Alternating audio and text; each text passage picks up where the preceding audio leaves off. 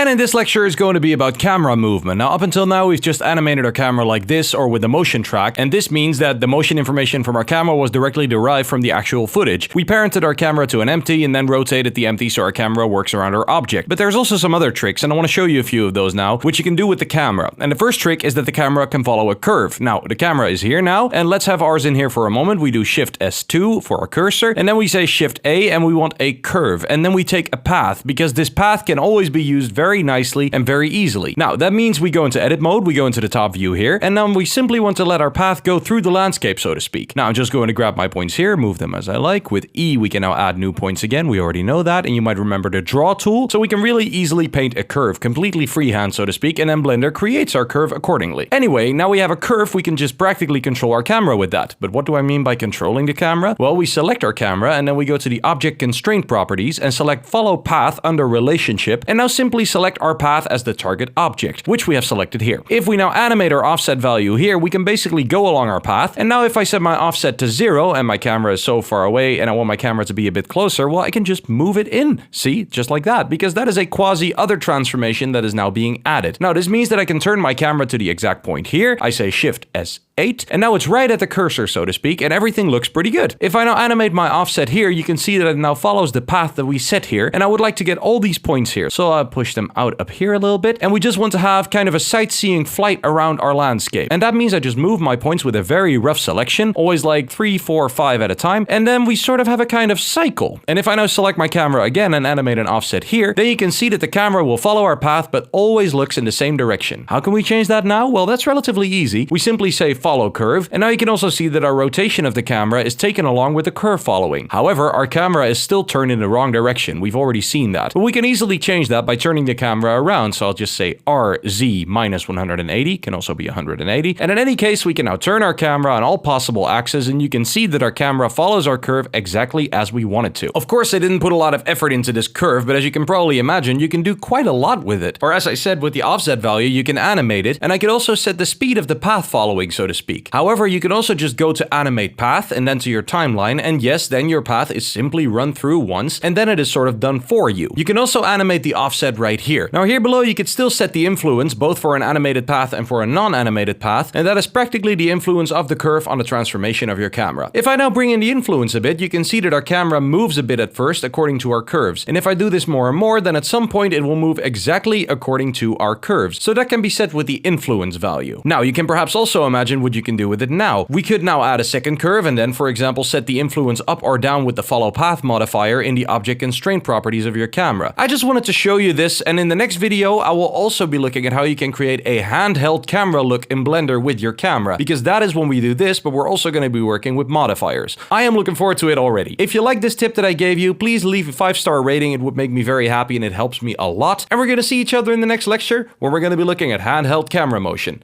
See you guys then. Bye!